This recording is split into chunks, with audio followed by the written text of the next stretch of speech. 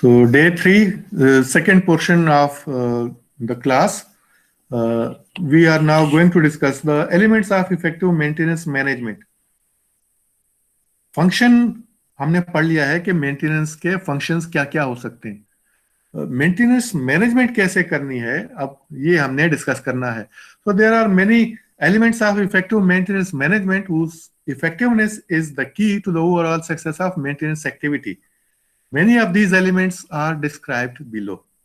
तो सबसे पहले जो है वो है मेंटेनेंस पॉलिसी। आपको पॉलिसी बनाना होती है, यानी एक कानून बनाने के बाद फिर उसको चलाना होता है और उस पर अमल करना होता है और सबने करना होता है।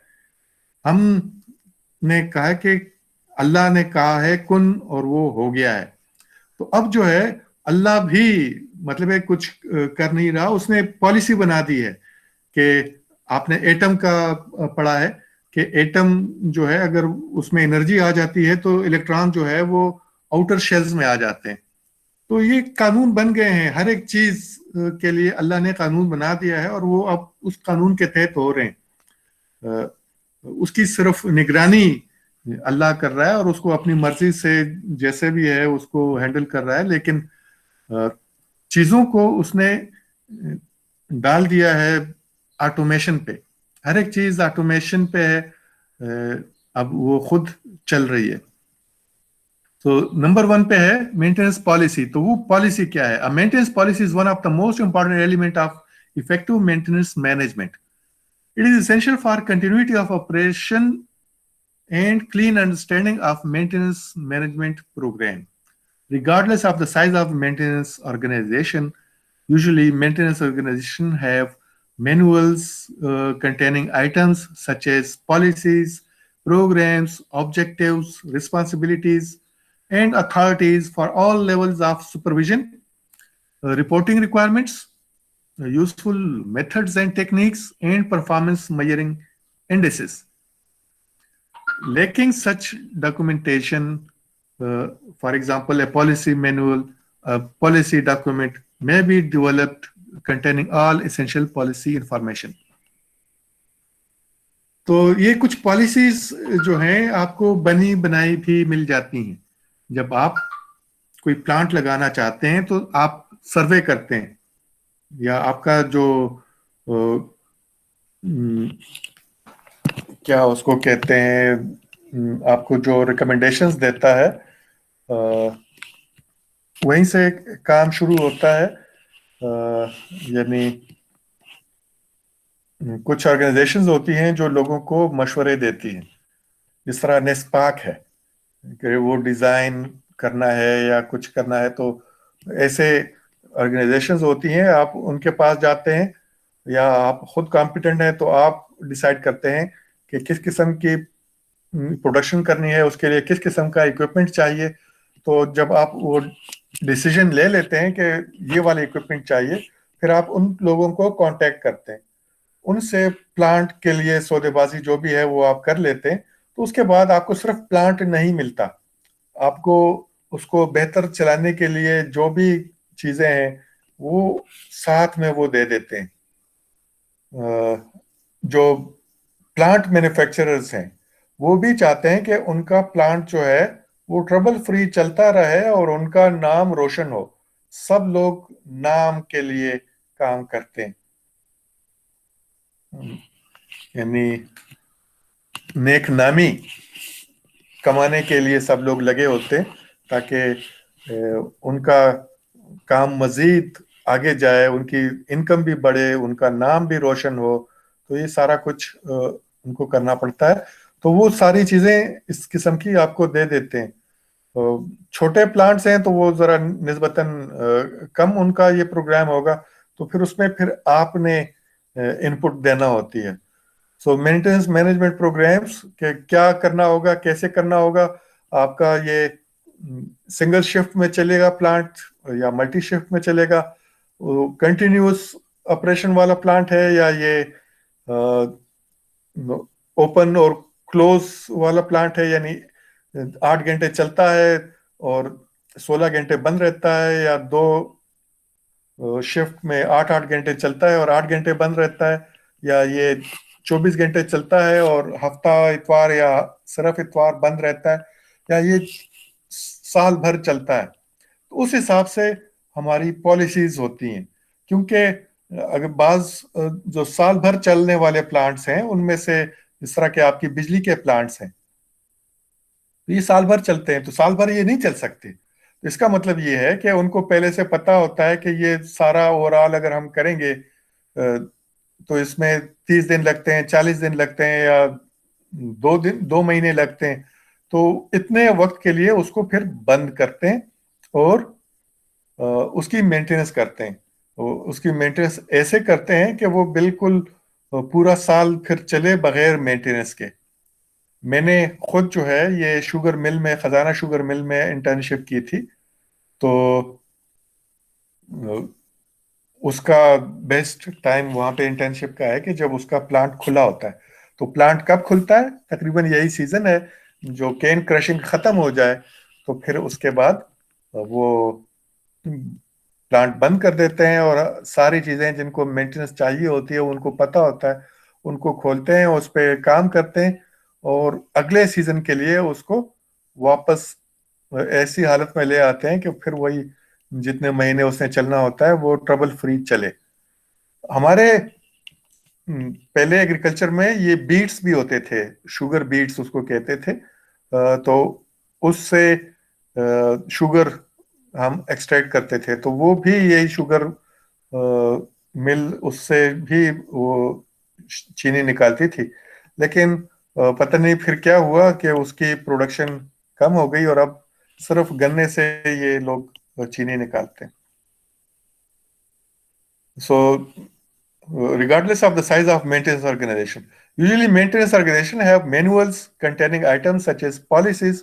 यानी आपको जब प्लांट खरीदते हैं तो वो मैनुअल्स देते हैं। उन मैनुअल्स में बहुत सारी चीजें होती हैं, यही पॉलिसीज, कि आपने क्या करना है, कैसे करना है। ये तो आप जब गाड़ी भी खरीदते हैं तो उसमें भी एक मैनुअल आ जाता है, कि उसमें आपको बताया जाता है कि इसको अच्छी हालत में कैसे रखना है।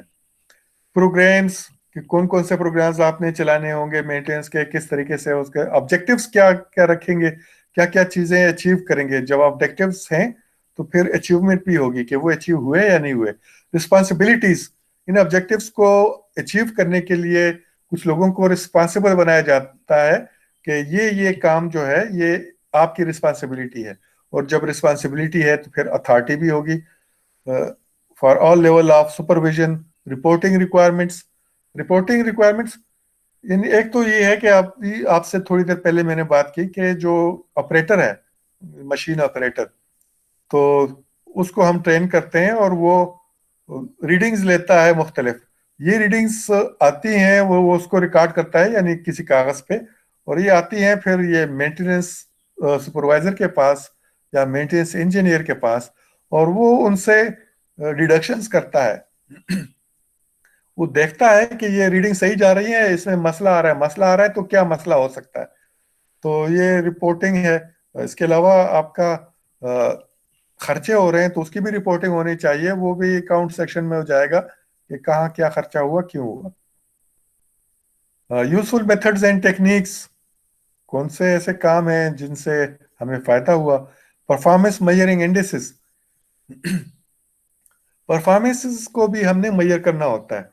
कौन सी चीज है, ये कितने घंटों का काम है, कितने में कर सकते हैं, कितने लोग इसके लिए चाहिए।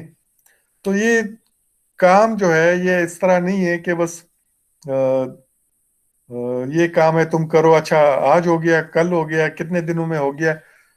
ये सारे हमें पहले से पता होता है, हमने ये मेजरमेंट्स की होती हैं कि ये काम इतने वक्त का है। उतने वक्त में नहीं हो रहा तो इसका मतलब ये है कि आपका स्टाफ जो है वो लेजी है या अनस्किल्ड है। अगर उससे जल्दी हो गया, जल्दी भी होना चाहिए, क्योंकि उसमें बहुत सारी प्रोविजंस हम रखते हैं जब उसमें कहते हैं, जिस तरह के आप घर में मिस्त्री को लेके आते हैं, गिलकार, और वो काम करता है, तो वो 8 बजे उसको आना होता है और से 4 बजे छुट्टी होती है। तो 8 घंटे, उस 8 घंटों में भी उसने 1 घंटा छुट्टी मनाना होती है। वो 10 बजे कहेगा कि मुझे चाय पिलाओ, वो चाय जो है वो 15 मिनट में उसको पीनी चाहिए, आधे घंटे से कम टाइम वो नहीं लगाएगा। तो इसी तरह खाने के लिए उसको 45 मिनट आपको देने चाहिए, वो घंटे से कम नहीं लेगा। बाज़ोकात ये जो गर्मियां हैं इसमें तो वो पूरा घंटा छोड़ देते हैं, रिलैक्स करते हैं, और टाइम आपका ही काउंट होता है। तो ये टाइम अगर उससे निकाल दिया जाए तो बेसिकली वो 7 घंटे से भी कम काम करते हैं। तो अगर उनको टारगेट दिया जाए कि ये काम है इतने वक्त में आपको करना है तो वो कर सकते हैं। Lacking such documentation, that is the policy manual, a policy document must be developed containing all essential information. तो अगर ये आपको आपके इक्विपमेंट सप्लायर ने नहीं दिया तो फिर ये आपको खुद डेवलप करने होंगे, कि उसमें ये सारी यानी मैनुअल्स हों कि क्या काम कैसे करना है, पॉलिसीज हों कि इसके लिए कौन कौन रिस्पॉन्सिबल होगा किन किन चीज़ों के लिए, तो ये आपको फिर डेवलप करना होगा। Material control. Past experience indicates that on average, material costs account for approximately 30 to 40% of total direct maintenance costs. Uh, Efficient utilization of personnel depends largely on effectiveness in material coordination. Material problems can lead to false starts, excess travel time, delays, unmet due dates, etc. Steps such as job planning, coordinating with purchasing, coordinating with stores, coordination of issuance of materials, and reviewing the completed job can help reduce material related problems.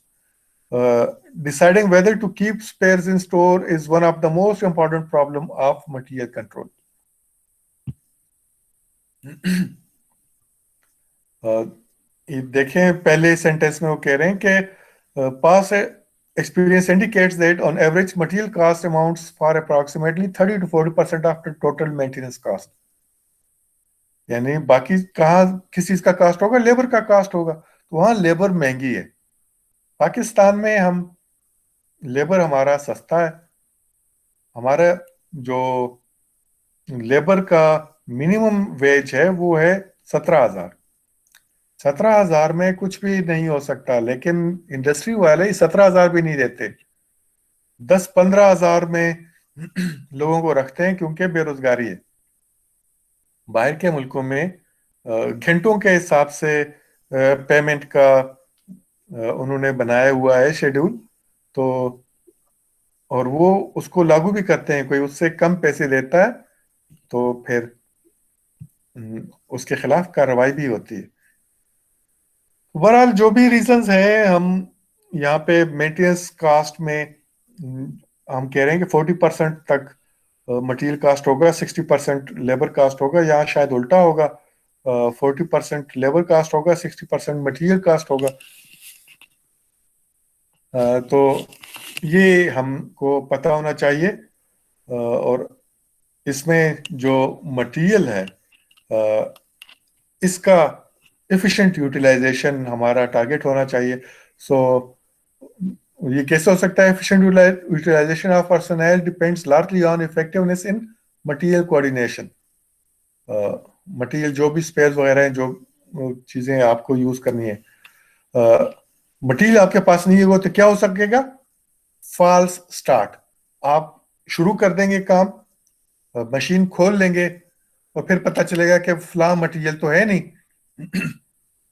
ये spare use करना था वो तो available ही नहीं है। Access travel time, आपने सामान रखा हुआ नहीं है, एक चीज आपने अच्छा प्लान भी नहीं किया हुआ, एक चीज रखी हुई है दूसरी नहीं है, तो कभी आप एक चीज के लिए बंदा भेजते हैं, कभी दूसरी चीज के लिए भेजते हैं, और आप इंतजार कर रहे हैं जब तक वो चीजें आती नहीं, तो जाहिर है आपका काम खत्म नहीं होता। जब आपका काम खत्म नहीं होता तो ये डाउन टाइम है। डाउन टाइम अगर ज्यादा है तो आप लॉस में जा सकते हैं। डिलेज, कोई चीज पहुंचने में जो आप इंतजार करते हैं तो वो है डिलेज। अनमेट ड्यू डेट्स, आपने जो चीज मसलन अगर मेंटेनेंस है, आपने ड्यू डेट दी है कि ये 1 हफ्ते में हो जाएगा, वो हफ्ते में नहीं हो रहा, तो अनमेट ड्यू डेट्स आ गई। तो ये सारा इनएफिशिएंसीज है और इनको हमने दूर करना है। तो ये सारी मटेरियल कंट्रोल के अंडर आ जाएगा कि आपने क्या चीजें रखनी है, कैसे उनको यूटिलाइज करना है, ये सारी चीजें आपके खाते में आएंगी। So steps such as job planning, coordinating with purchasing, coordinating with stores, coordination of issuance of materials and reviewing the completed jobs can help reduce material related problems. तो मटेरियल पे अगर आप पहले से खर्चा कर लें, ये इस तरह होता है, मैंने भी कई प्लांट्स लगाए हैं। तो क्या होता है, आप जब प्लांट्स खरीदते हैं तो आपको जो प्लांट बेचने वाले हैं वो रिकमेंड करते हैं कि इसके साथ स्पेयर्स खरीदें। आपका पहली बारी भी हो सकती है कि आपने पहले इस तरह नहीं किया और कोई प्लांट नहीं खरीदा, पहली दफा खरीद रहे हैं, तो आप उनकी रिकमेंडेशंस को बड़ी अहमियत देते हैं। और वाकई बाज़ औक़ात सही भी होता है, क्योंकि बाज़ चीज़ें जो हैं वो लोकली अवेलेबल नहीं होती हैं, और ये प्लांट अगर आपने कहीं बाहर से मंगवाना है तो फिर अगर स्पेयर्स आपके पास नहीं होंगे तो आपका बहुत टाइम ज़ाया होगा। तो आप उनकी रिकमेंडेशंस को अहमियत देते हैं। लेकिन अगर आप को इसमें काफ़ी एक्सपीरियंस है तो फिर वो आपको धोखा नहीं दे सकते। मैं धोखा इसलिए कह रहा हूँ कि ऐसा होता है, वो आपको कहते हैं कि ये मटेरियल्स जो हैं वो भी साथ प्लांट के यहाँ से परचेज करें, और बाज़ औक़ात ऐसा होता है कि 10-10 साल 15-15 साल गुजर जाते हैं और वो मटेरियल्स आपके पास पड़े होते हैं और वो आप यूज नहीं करते। तो इसका मतलब ये है कि आपका पैसा उस पर फालतू बंद हुआ है। ये मैंने देखे हैं, खुसूसन ये जो सरकारी महकमों के इंडस्ट्रीज लगती हैं उसमें यही होता है। कमीशन होता है उसमें कि आप खरीदते हैं तो हाँ आपको कमीशन दिया जाता है। उस कमीशन में आप फिर चुप हो जाते हैं अगर आप वो रिकमेंड करते हैं कि ये चीज़ें भी खरीद लो। डॉक्यूमेंट होता है तो आप उनके साथ सिर्फ एग्री कर लेते हैं और इस तरह कमीशन मिल जाता है, और वो जो इंडस्ट्री है उस पर बोझ होता है। तो ये फैसले जो हैं ये मटेरियल कंट्रोल के, ये भी मेंटेनेंस वालों को करने होते हैं, और इससे भी प्रॉफिट पे फर्क पड़ता है। तो अच्छा, जो मेंटेनेंस इंजीनियर होगा उसको ये सारा पता होगा, वो अच्छे तरीके से हैंडल करेगा। नेक्स्ट है वर्क ऑर्डर सिस्टम। कोई भी काम है वो इस तरह आप नहीं शुरू कर सकते कि कोई कहे कि मुझे ये काम चाहिए और आप कहें कि ठीक है मैं खोलता हूं और शुरू करता हूं। ऐसा नहीं है। There should be a document that is called work order. मैं पढ़ के सुनाने के बाद डिस्कस करता हूँ। Work order authorises and directs an individual और a group to perform a given task. A well-defined work order system should cover all the maintenance jobs requested and accomplished, whether repetitive or one-time jobs. The work order system is useful for management in controlling costs and evaluating job performance, although the type and size of work order can vary from one maintenance organization to another. A work order should at least contain information such as requested and planned completion dates, work description and its reason, planned starting date, labor requirement and material costs involved, item or items to be affected, work category, that is preventive maintenance, simple repair, installation or whatever it is, and appropriate approval signatures. तो ये चीजें हैं work order. यानी आपने काम करना है तो आपने इनिशिएट करना है एक वर्क ऑर्डर। उसमें आपने ये सारी इंफॉर्मेशन देनी है, किस चीज पे काम करना है, कब करना है, क्या आपकी रिक्वायरमेंट है, कब शुरू करेंगे, कब खत्म करेंगे। तो ये सारी इंफॉर्मेशन एक पेज का वर्क ऑर्डर या मल्टीपल पेज भी हो सकता है उसमें ये होगा। तो कोई भी उस वर्क ऑर्डर को देख के समझ लेगा कि क्या क्या होने वाला है, और इससे सबको पता होना चाहिए। ऐसा ना हो कि आपने ये सब बना लिया है, प्रोडक्शन को पता ही नहीं है, उन्होंने बंदे हायर किए हैं कि आए और प्रोडक्शन करें, और उस दिन या उस हफ्ते या उस महीने ये प्लांट बंद होगा। तो ये प्रॉपरली प्लान होता है और डॉक्यूमेंट होता है। उस पे जो सीनियर आपके मैनेजमेंट है उनके दस्तखत होते हैं। सो ये नहीं, आपको सारा पता चल गया है। Now note down your first assignment. आप लोगों ने नेट पे सर्च करना है, ये वर्क ऑर्डर शीट्स अवेलेबल होती हैं। Just go through them and the one which you like उसको आप फिर सबमिट करेंगे। Right? So you got your first assignment and that is to submit work order sheet. इसमें क्या क्या ओके है? सर। मेंटेनेंस जॉब रिक्वेस्टेड क्या है, एक कॉम्प्लेक्स क्या है, वेदर रिपीटेटिव और वन टाइम जॉब। बात चीजें होती हैं वो बार बार करनी होती हैं, बात चीजें जो हैं वो एक दफा करने वाली होती हैं। तो ये सारी चीजें आप बताएंगे। The work order system is useful, जाहिर है यूजफुल तो है, इससे कंट्रोल होगा कॉस्ट, जॉब परफॉर्मेंस, और हर एक चीज जो भी आपने करनी है सारी इंफॉर्मेशन यहाँ होगी। ये हमने यानी इसमें लिखा हुआ है, प्लांट स्टार्टिंग डेट, लेबर यानी कितना लेबर चाहिए उसमें। उसमें ये भी होगा कि आपने बाहर से लोग हायर करने हैं, तो वो भी आपने यहाँ पे मेंशन करना है कि इतने लोग हमने बाहर से करने हैं। अच्छा, ये थोड़ा सा अभी मैं मजीद भी आपको बता देता हूँ कि आप लोगों ने इस कोर्स के इख्तिताम पे you have to submit a report about the maintenance uh, organization of at least one industry. किसी इंडस्ट्री का आप मेंटेनेंस वो कैसे करते हैं, उसका ऑर्गेनाइजेशन, उसका स्ट्रक्चर, वो आपने रिपोर्ट करना होगा।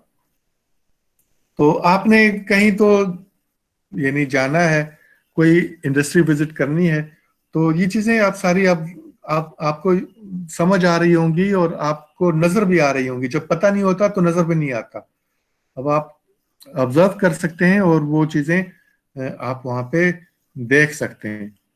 तो ये दूसरी चीज आपको अभी बता दी है कि ये रिपोर्ट आपने देना होगी। तो अभी से आप जहन में रखें कि किसी इंडस्ट्री का विजिट करना है और वो उनका पूरा ऑर्गेनाइजेशन, कि उन्होंने कैसे इसको ऑर्गेनाइज किया है और क्या उनके पास इक्विपमेंट है और कैसे वो मैनेज कर रहे हैं, तो इस पे आपने एक रिपोर्ट देना होगी। एक्सक्यूज मी सर, जी। अगर कोई प्रोडक्शन सिस्टम में सर जी अनएक्सपेक्टेड फेलियर मतलब आ जाए, तो फिर वर्क ऑर्डर बनाना और उसको मतलब पास आउट करना, अप्रूवल करना सर, इसमें टाइम ज्यादा जाया नहीं होगा सर? ये हमने जाया करना होगा। बास चीजें जो हैं ये अनसेफ होती हैं। तो ये तो हमने वर्क ऑर्डर सिर्फ एक बात की है, वर्क परमिट एक अलग चीज है, वो भी आपने लेना होगा। तो वर्क परमिट जो है, वर्क ऑर्डर आपके पास है, वर्क परमिट भी लेना है। वर्क परमिट क्या है कि अभी आप काम कर सकते हैं। तो बाज़ औक़ात वो डेंजरस होता है, तो सेफ्टी परमिट भी लेना होता है। तो ये सारी चीजें एक दूसरे के साथ लगी हुई हैं। तो ऐसा नहीं है कि इस पे कोई आपको दिनों का मसला होता है। जो छोटे प्रॉब्लम्स हैं जिसकी वजह से काम रुक गया है, आप फौरन उसको रिपोर्ट कर सकते हैं और उसके लिए वर्क ऑर्डर उसी वक्त आपका अप्रूव हो सकता है। ये कोई ऐसा मसला नहीं है। लेकिन ये उमूमन जिस तरह आप कह रहे हैं इस तरह नहीं होता कि अचानक खराब हो जाए। ये फेलियर जो है that is not an option, ये आएगा ही नहीं। फेलियर आ रहा है, ये आपकी इनकम्पिटेंसी है। तो there should be no failure, no emergency requirement as you have pointed out. Next is equipment records. जो इक्विपमेंट आपके पास आता है तो उसके कुछ रिकॉर्ड्स आपके पास होने चाहिए। डिटेल देखते हैं। Equipment records play critical role in effectiveness and efficiency of maintenance organization. Usually, equipment records are grouped under 4 classifications. Number 1, maintenance work performed. Record क्या रखेंगे आप, ये क्या क्या आपने मेंटेनेंस का काम किया है, ये काम जो है रिकॉर्ड होना चाहिए। उससे पता चलेगा आपका कि आपका इक्विपमेंट कितनी दफा खराब हो रहा है। तो जब आप नया इक्विपमेंट खरीदने के लिए जाते हैं तो आप ये बताते हैं कि इतनी दफा खराब हुआ है। नया इक्विपमेंट इतना खराब नहीं होगा। कितना टाइम जाया हो रहा है वो आप साबित करेंगे। टाइम ज़ाया हो रहा है, मेंटेनेंस पे खर्चा हो रहा है, तो पुराना हटाओ, नया लगाओ। मेंटेनेंस कॉस्ट, कॉस्ट कहाँ जा रहा है, कितना है, उसका अलग से रिकॉर्ड, यानी काम का अलग रिकॉर्ड है, कास्ट का अलग रिकॉर्ड है। कास्ट का रिकॉर्ड अमूमन मेंटेनेंस वाले तो रख सकते हैं, लेकिन ये अगर मेंटेनेंस वालों के पास नहीं है तो ये अकाउंट्स वालों के पास होता है। और जो हमने पहले बात की है कि आप इनके हेड्स अलग छोटे छोटे हेड्स बना के रखेंगे कि ये सफाई का है, ये स्पेयर्स का है, ये टूल्स का है, तो वो आसानी होती है। इन्वेंट्री, रिकॉर्ड ऑफ इन्वेंट्री, कितने पार्ट्स स्पेयर्स आपके पास अवेलेबल हैं, कितने पार्ट्स स्पेयर्स आपने मंगवाने हैं, कौन सा आपको कहाँ से मिल सकता है, नज़दीक से, दूर से, तो इसका भी रिकॉर्ड आपके पास होना चाहिए। फाइल्स, ये जो सारे काम होते हैं आपके, इसके अलावा जो इक्विपमेंट के साथ आता है, ये क्या उसको कहते हैं, नीचे लिखा होगा शायद, मैनुअल सर। मैनुअल्स, हाँ मैनुअल्स, तो ये मैनुअल्स वगैरह ये फाइल्स हैं, तो इनका भी आपने ख्याल रखना है। ये चीजें थोड़ा थोड़ा मैंने डिस्कस कर लिया है, और जो मैंने पहले से डॉक्यूमेंट किया है वो मैं पढ़ के सुना देता हूँ। The maintenance work perform category contains chronological documentation of all repairs and preventive maintenance perform during item service life to date, यानी शुरू से उसकी यानी डिसएंगेजमेंट तक, जब तक हमने इक्विपमेंट इस्तेमाल करना है उसका रिकॉर्ड हमने रखना है। क्रोनोलॉजिकल मतलब है कि टाइम के हिसाब से, कि 2017 में ये हुआ, 18 में ये हुआ, 19 में ये हुआ, 20 में ये, तो ये तरतीब से।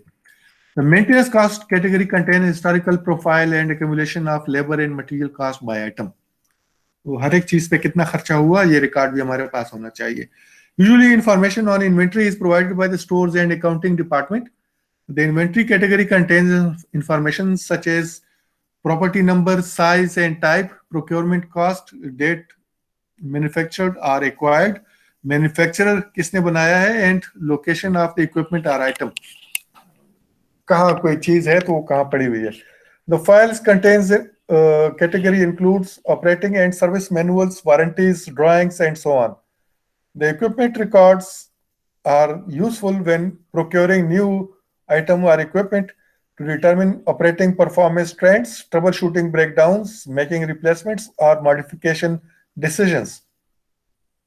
यानी कोई इक्विपमेंट आपने खरीदा है, उसमें आपने मॉडिफिकेशन कर दी है, तो अब ये पुराने वाला नहीं रहा। इसका मतलब ये है कि इसके लिए भी जो डॉक्यूमेंटेशन है वो आपने करनी है। इन्वेस्टिगेटिंग इंसिडेंट्स, कोई जहाज गिरता है तो उसका तो लाजमी पूरा देखा जाता है कि कहाँ क्या फेलियर हुआ।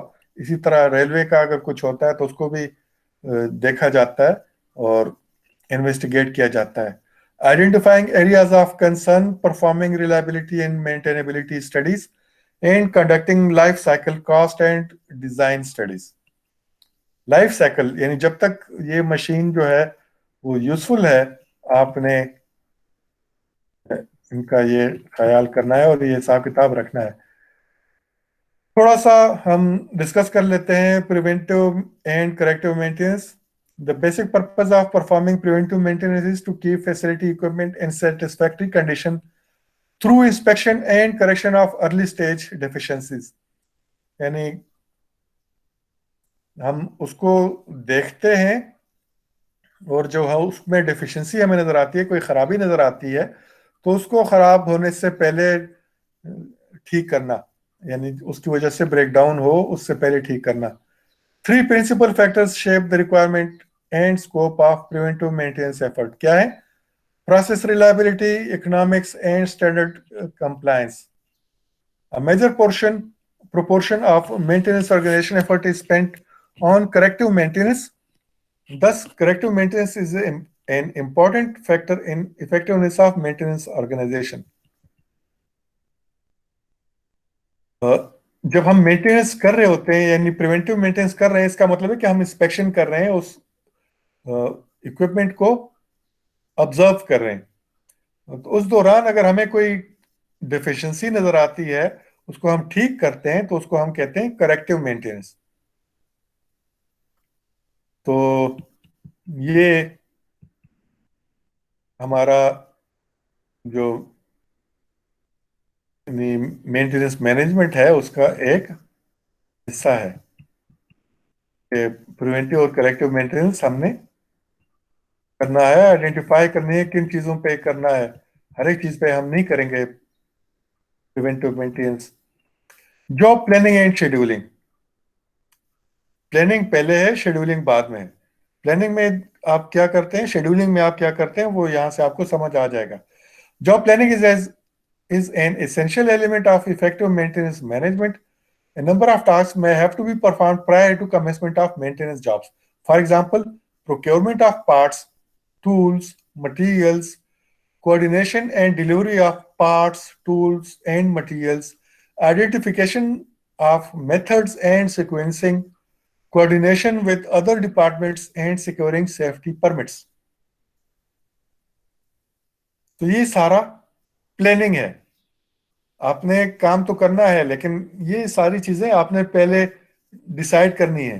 बाज जिस तरह चीजें हैं, आप से गाड़ी अपनी लेके जाते हैं वर्कशॉप, तो वो जब इंजन उतारता है तो उससे पहले वो इलेक्ट्रिशियन को बुलाता है। तो इलेक्ट्रिशियन उसके सारी चीजें खोलता है और फिर चला जाता है। उसके बाद मिस्त्री इंजन उतारता है, खोलता है, ठीक करता है।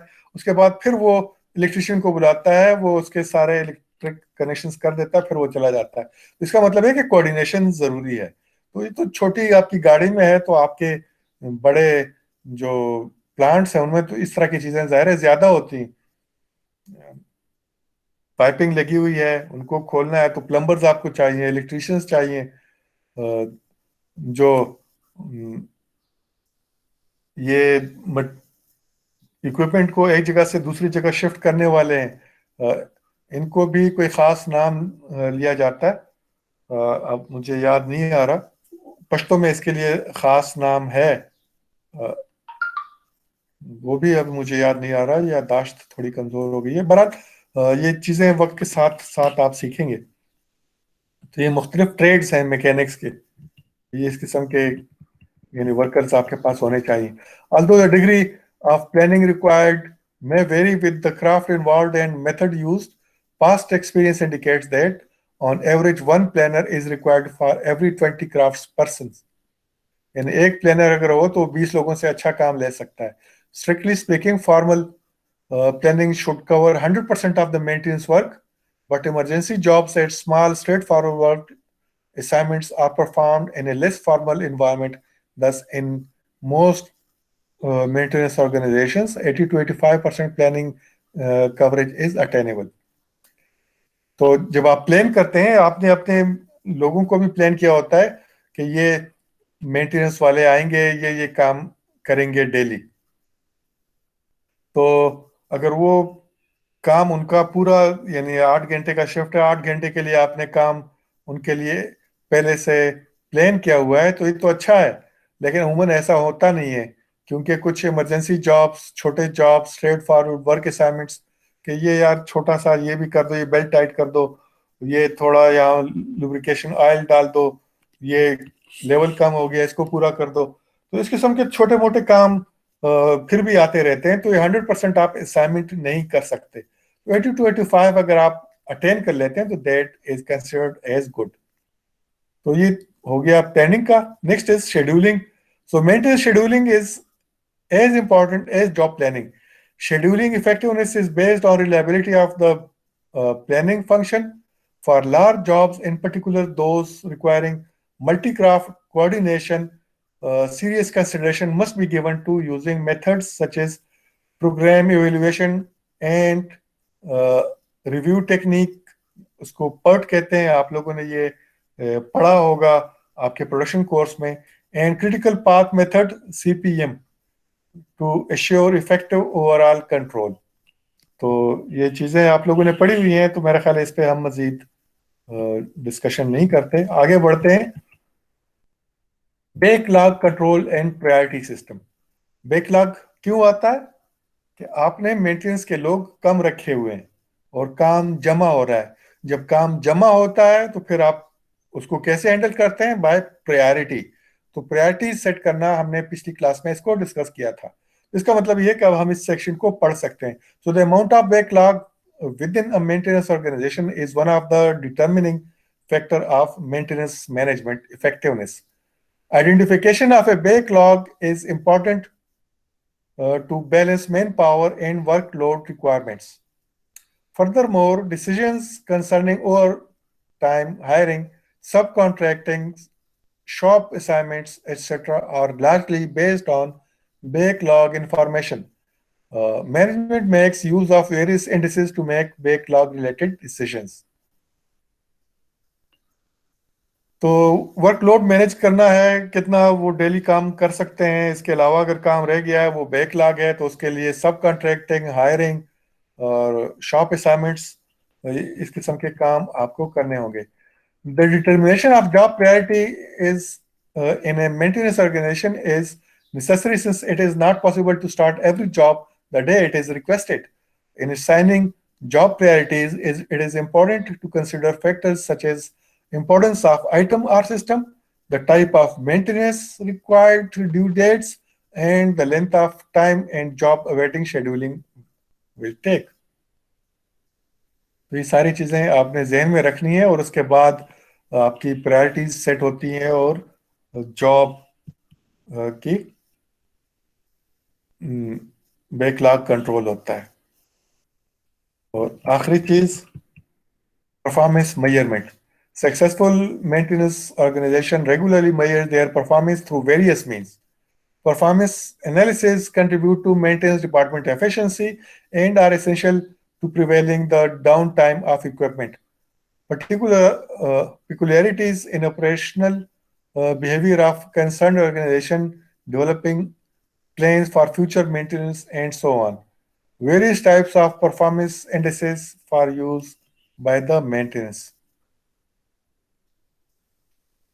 बाज हमें पता होता है कि इस किस्म के प्लांट्स हैं, उनमें ये काम इतने वक्त में होता है, ये प्लांट इतने, ये इस प्लांट पे ये वाला काम इतने वक्त में होता है. तो ये चीजें हमें और जगह से भी पता होती हैं.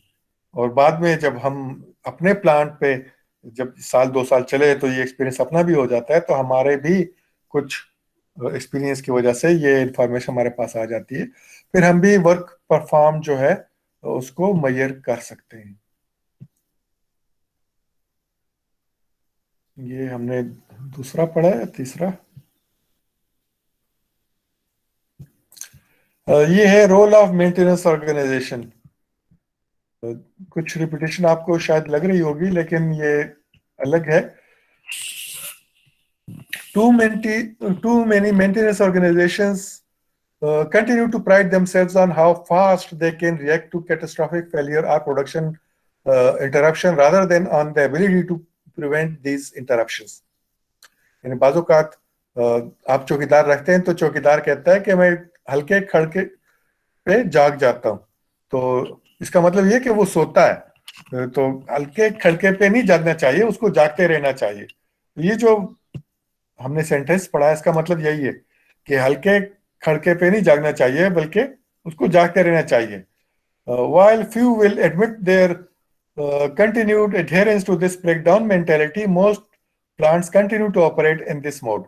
Contrary to the popular belief, the role of maintenance organization is to maintain plant equipment, not to repair it after a failure. Underline किया है मैंने कि जब फेलियर हो और आप रिएक्ट करें तो ये कोई मेंटेनेंस नहीं है. मेंटेनेंस वो है कि वो फेलियर आए ही ना. तो ये इंपॉर्टेंट चीज है. आपका टारगेट ये होना चाहिए. The mission of maintenance in a world-class organization is to achieve and sustain optimum availability. Availability का मतलब ये है, आपने पढ़ा होगा, आपको डिक्शनरी दी थी कि जब आपको प्रोडक्शन के लिए जरूरत है तो ये अवेलेबल है. इसका ये मतलब नहीं है कि वो हमेशा बिल्कुल ठीक रहता है, नहीं, वो अवेलेबल रहता है. तो ठीक जरूरी नहीं कि रहे, लेकिन उसमें जो वक्फे होते हैं उसमें आप मेंटेनेंस कर लेते हैं तो वो अवेलेबल रहता है. ठीक जरूरी नहीं है कि हर वक्त हो, लेकिन अवेलेबल हर वक्त होता है. इसमें फर्क आपको समझना है. So optimum availability, the production capability capacity of a plant is in part determined by availability of production system and their auxiliary equipment. Auxiliary equipment जो उस equipment को support करते हैं, मसलन उसको ऑयल देने के लिए, पानी देने के लिए, या कुछ और रॉ मटेरियल देने के लिए वो ऑक्सिलरी इक्विपमेंट्स होंगी. The primary function of the maintenance organisation is to ensure that all machinery, equipment, and systems within the plant are always online and in good operating condition. So that is how you ensure optimum availability. Optimum operating condition. अब ये क्या है? Availability of critical process machinery is not enough to ensure acceptable plant performance levels. The maintenance organization has the responsibility to maintain all direct and indirect manufacturing machinery, equipment, and systems so that they will be continuously in optimum operating condition. Minor problems, no matter how slight, can result in poor production quality, reduce production speeds, or affect other factors that limit overall plant performance. अब simple सी बात है, आपका radiator leak हो गया है, उसमें से पानी नहीं है, तो इंजन तो स्टार्ट हो सकता है लेकिन वो खराब हो जाएगा ओवरहीटिंग से, तो आप उसको चला नहीं सकते, हालांकि इंजन आपका ठीक है. तो ऑप्टिमम ऑपरेटिंग कंडीशंस रखनी है. आपका इक्विपमेंट जो है, जो छोटी मोटी चीजें और कहीं से उसको अवेलेबल होती हैं, वो उसको चलाती हैं, तो उनको भी आपने ठीक रखना है. तो ये है optimum operating conditions. Optimum maximum, यानी बात चीजें ऑप्टिमम है. ऑप्टिमम का मतलब है कि वो मैक्सिमम जरूरी नहीं है हो, लेकिन वो अवेलेबल हो, वो अच्छे हो, रीजनेबल हो, बेस्ट ना हो. लेकिन यह है maximum utilisation of maintenance resources. The maintenance organisation controls a substantial part of total operating budget in most plants.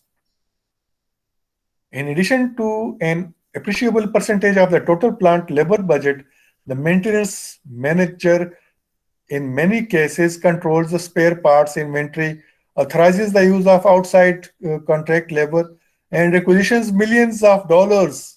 हम पाकिस्तान में रुपीस की बात करते हैं, by dollars, in repair of parts and replacement equipment. Therefore, one goal of the maintenance organization should be the effective use of these resources. आपके पास resources हैं, उनका अच्छा इस्तेमाल होना चाहिए.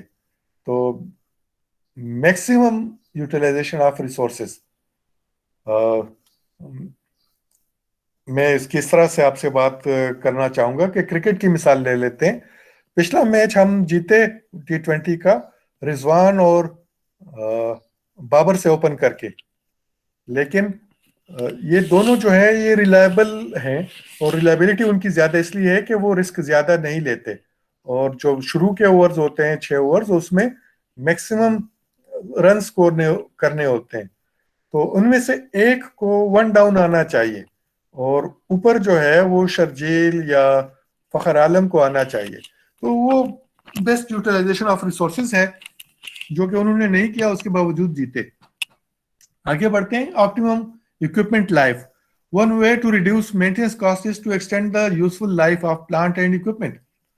The maintenance organisation should implement programmes that will increase the useful life of all plant assets. यानी अगर आप अच्छी मेंटेनेंस करते हैं, जो इक्विपमेंट आपने खरीदा है कि वो आपको उसकी फोरसी की गई थी कि 10 साल लाइफ होगी, आप उसको 15 साल 20 साल तक चला सकते हैं अच्छी मेंटेनेंस के साथ.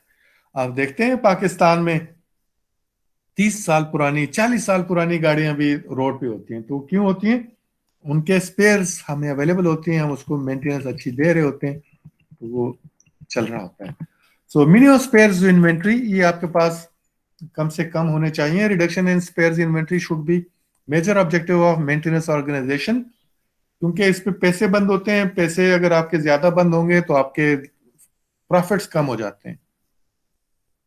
So, however, the reduction cannot impair their ability to meet goals 1 through 4. यानी ऊपर जो 4 हमने फैक्टर्स बैन किए हैं, उन पे फर्क नहीं पड़ना चाहिए. सारी चीजों की रिलायबिलिटी ऐसे ही रहे और इन्वेंट्री हमारी कम से कम हो, ये हमारा टारगेट होगा. With the predictive maintenance technologies that are available today, maintenance can anticipate the need for specific equipment or parts for enough far enough in advance to purchase them on an as needed basis. हमारा knowledge अब इतना है कि हम predict कर सकते हैं कि क्या चीज कब चाहिए होगी और उसको जब जरूरत हो उस वक्त हम परचेज करें. सो ये हम कर सकते हैं कि स्पेयर्स की इन्वेंट्री हमारी कम से कम हो और फिर भी यानी डाउन टाइम कम से कम हो. और आखिरी चीज जो कि हमारी पहली हो सकती है कि ability to react quickly. Not all catastrophic failure can be avoided. हमने ऊपर जो डिस्कस किया है वो ये है कि हमारा प्लांट चलता रहे, रुके नहीं, लेकिन कभी कभी कुछ हो जाता है अनफोरसीन. So therefore, the maintenance organization must maintain the ability to react quickly to unexpected failures. के बावजूद इसके कि फेलियर हम नहीं एक्सपेक्ट कर रहे, लेकिन हमें उसके लिए तैयार होना चाहिए. सो ये हमने डिस्कस किया role of maintenance organisation in effective utilisation of resources for maintenance. अब हम अगर चेक करना चाहें कि हमारा जो टारगेट्स है वो सारे प्रॉपरली अचीव हो रहे हैं या नहीं, हम काम सही कर रहे हैं या नहीं. So there are few questions which one should have in mind. Are you aware of how your craft person spend their time, travel, delay etcetera. आपके जो लोग आपने एम्प्लॉय किए हैं उनका टाइम कैसे गुजर रहा है. वो हर वक्त ट्रेवल कर रहे हैं, कभी एक चीज लाने के लिए, कभी दूसरी चीज लाने के लिए. डिलेज कि आपके पास चीजें अवेलेबल नहीं है और उनको प्रोक्योर करने के लिए आपका टाइम जाया हो रहा है, ऐसा तो नहीं है. और भी कई चीजें इस तरह की हो सकती हैं. Are you aware of what facility, equipment and activity consume most of maintenance money. किस चीज पे खर्चा ज्यादा हो रहा है, उस चीज पे खर्चा जो हो रहा है उसको कैसे कम किया जा सकता है, इस पे आपने गौर किया है. Are you aware if the craft person use proper tools and methods to perform their task. लोग शॉर्टकट्स लगाते हैं, शॉर्टकट्स में काम जल्दी हो जाता है. कल भी एक एग्जाम्पल में दे रहा था तो आपसे कहा था कि ये 100 आप अचीव कर सकते हैं, 100 की जगह हम 70 अचीव करेंगे, लेकिन हम उस 70 को बेहतर जानेंगे. वो किस लिए कि वो सेफ होगा हर लिहाज से, आपके वर्कर्स के लिए भी, आपके प्लांट के लिए भी. तो अगर वो सही टूल्स यूज नहीं कर रहे, मसलन आपके घर में बिजली की 2 तारें हैं, उनको जोड़ना है, तो आप इसी तरह हाथ से जोड़ने की कोशिश करेंगे तो खतरा हो सकता है. तो इंसुलेटेड प्लायर अगर आप यूज करेंगे तो ज्यादा बेहतर है. बिजली बंद करें तो और ज्यादा बेहतर है. तो इस किस्म के काम किस तरीके से ये लोग कर रहे हैं, ठीक तरीके से कर रहे हैं या नहीं कर रहे. वो तो शॉर्टकट मारेंगे. आप निगरानी कर रहे हैं, आपका फर्ज है कि गायें देखें कि वो किस तरीके से कर रहे हैं. Have you balanced your spare parts inventory with respect to carrying cost versus anticipated downtime losses? ये जो अभी आखिरी हमने पढ़ा है वो ये है कि इन्वेंट्री में अपनी कितनी चीजें रख रहे हैं, उसका कैरिंग कॉस्ट क्या है. अगर हमने उस पर पैसा बंद किया है तो कितना पैसा बंद किया है, कितने प्रॉफिट से हम अपने आप को महरूम किया है. और अगर हम वो इन्वेंट्री नहीं रखेंगे तो डाउन टाइम का कितना हमारा खर्चा हो रहा है. यानी बाजू का वो डाउन टाइम सस्ता होता है कि अगर वो बंद हो गया तो हमारा सिर्फ 1 लाख 2 लाख का नुकसान हो जाएगा, लेकिन अगर हम इन्वेंट्री रखेंगे तो हमें 10 लाख का नुकसान हो जाएगा. तो फिर ये हमने बैलेंस करना होता है. Next, with respect to job cost, are you in position to compare the should with what. ये आपकी कैपेबिलिटीज है कि आप किस चीज के साथ क्या कर सकते हैं. तो इस तरीके से आप जॉब्स के कॉस्ट को कम कर सकते हैं जब आपको ज्यादा नॉलेज हो कि किस चीज के साथ आप क्या कर सकते हैं. Do you ensure that maintainability factors are considered properly during the design of new or modified facility or equipment. Maintainability आप लोगों ने पढ़ा होगा, आपको कहा था कि ये पढ़ लें, जो हमने डिफिनेशंस वगैरह अलग किए थे, तो उसमें से मेंटेनेबिलिटी एक था कि कौन सा इक्विपमेंट कितना मेंटेनेबल है, कितनी आसानी से वो खुल जाता है. तो जब आप कोई प्लांट खरीदते हैं तो उसका ये भी देखते हैं कि कितनी आसानी से वो खुलता है. अगर उसके खुलना मुश्किल है, किसी पार्ट तक रसाई मुश्किल से होती है, तो इसका मतलब ये है कि वो हमारा टाइम उस पर ज्यादा जाया होगा और वो हमारे लिए अच्छा नहीं है. Are you aware of how much time your foreman spends at the desk and at the job site? Foreman का काम ये है कि वो देखता रहे और वो लियाज़ान रखे अपर मैनेजमेंट के साथ। तो वो डेस्क पे कितनी देर बैठता है और जॉब साइट पे कितनी देर होता है, यानी लोगों के साथ कम्युनिकेट, मशीनों के साथ कम्युनिकेट कितना कर रहा है और उसको लिखने पे लिए डॉक्यूमेंट करने पे कितना टाइम लगा रहा है। तो ये भी आपको पता होना चाहिए। Do you have an effective base to perform productivity measurements and is productivity improving? तो ये आपके पास कोई है इस तरह के indices? Are you aware of whether safety practices are being followed? जब आपके लोग काम करते हैं तो वो मेंटेनेंस के जो प्रैक्टिस हैं सेफ, उनको फॉलो कर रहे हैं या नहीं कर रहे?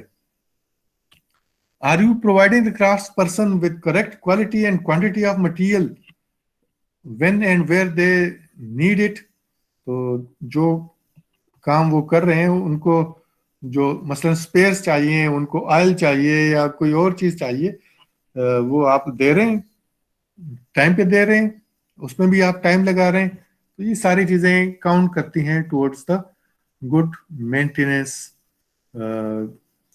मैनेजमेंट। ये सारी चीजें हमने डिस्कस कर ली हैं। आज का काम यही था। इसमें अगर आपके कोई सवालात हैं तो अभी आप लोग पूछ लें।